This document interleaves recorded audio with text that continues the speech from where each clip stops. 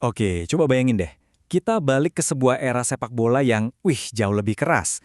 Era di mana setiap gol tuh harus diperjuangin, bener-bener pakai darah dan keringat. Ini masanya para bek legendaris jadi raja mutlak di lini pertahanan, bikin tugas seorang striker buat nyetak gol itu rasanya hampir mustahil. Tapi, di tengah tembok-tembok pertahanan paling kokoh di dunia itu, muncul satu nama. Satu nama yang bikin mereka semua ketakutan. Yap, namanya Andriy Shevchenko. Dan di sini kita bakal kupas tuntas kisah legenda dari Ukraina ini. Dia ini bukan striker biasa, tapi pembunuh berdarah dingin di kotak penalti yang gila, pernah menaklukkan seluruh Eropa. Oke, kita mulai dari awal ya. Gimana sih ceritanya seorang pemain dari Ukraina bisa jadi mesin gol yang ditakuti banget di salah satu liga paling keras di dunia? Namanya langsung meledak pas dia gabung AC Milan.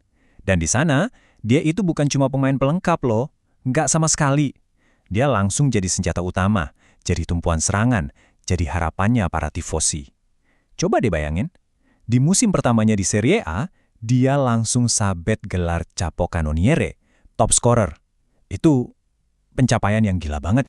Jadi, apa sih yang bikin dia spesial banget di Milan?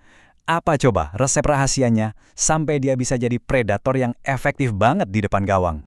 Nah, jeniusnya dia itu bukan di trik-trik yang heboh atau skill yang lebay, sama sekali bukan. Tapi, di efisiensinya yang mematikan. Dia itu punya ketenangan yang mengerikan. Gerakannya tuh minimalis banget, tapi super terukur. Instingnya tajam, dia tahu persis harus ada di mana, dan finishingnya itu dingin banget. Serius deh, sekali dia dapat peluang, sekecil apapun, hampir pasti jadi gol. Punya kemampuan kayak gitu, ya nggak heran kalau dia akhirnya sampai ke puncak tertinggi karir seorang pesepak bola. Momen di mana dia secara resmi diakui sebagai yang terbaik di seluruh dunia. Coba ingat-ingat tahun ini, 2004. Tahun ini tuh benar-benar jadi puncaknya kekuatan dia. Sebuah momen yang jadi definisi sejarah sepak bola di era itu. Yap, ini dia tahun di mana Shevchenko secara resmi naklukin dunia. Dia menang Ballon d'Or, ngalahin semua pemain terbaik dunia pada masanya. Dan ini bukan kebetulan ya, tapi murni hasil dari konsistensi dan ketajaman yang luar biasa. Dan ini tuh bukan cuma soal penghargaan individu aja. Di tahun yang sama, dia jadi pilar utama yang bawa AC Milan juara Liga Champions. Statusnya sebagai striker paling ditakuti se-Eropa itu udah nggak bisa dibantah lagi, tapi ya gitu. Berada di puncak dunia itu artinya juga nanggung beban ekspektasi yang berat banget.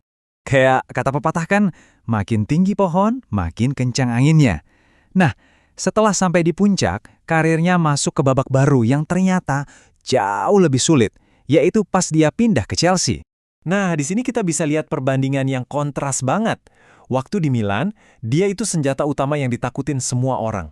Begitu di Chelsea, ekspektasi yang selangit dan tekanan besar seolah-olah numpuk semua di pundaknya. Shevchenko yang kita kenal sebagai predator ganas itu pelan-pelan mulai meredup. Tapi babak sulit itu nggak akan pernah bisa ngehapus apa yang udah dia bangun.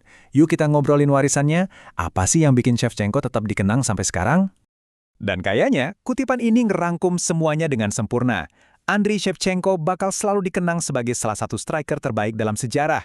Seorang legenda yang nggak butuh banyak gaya untuk membunuh pertandingan. Nah, ini ninggalin satu pertanyaan menarik buat kita semua.